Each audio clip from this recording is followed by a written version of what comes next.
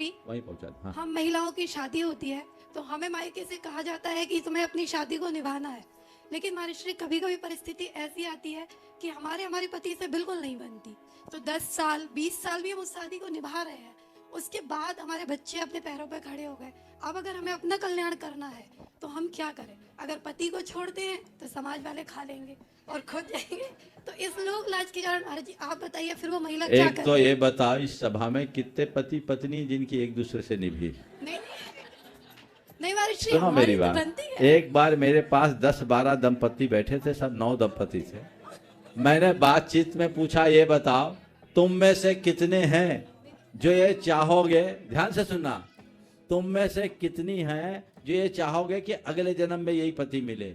एक ने भी हाथ नहीं उठाया, एक ने भी हाथ नहीं उठाया।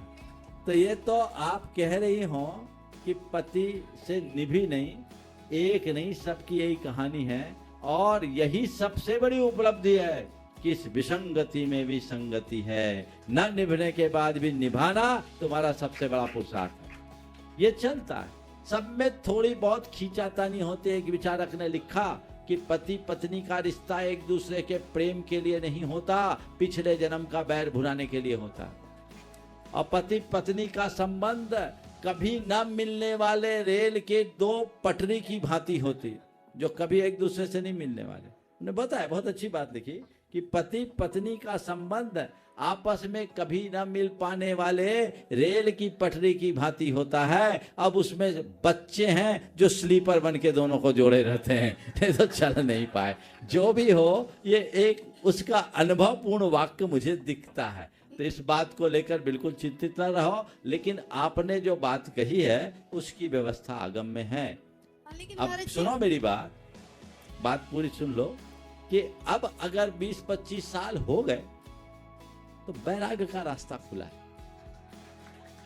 बैराग अपनाओ।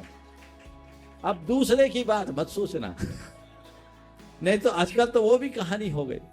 एक बहन जी बड़े महंगे गहने और महंगे कपड़े और कीमती गहने पहने मार्केट में निकली।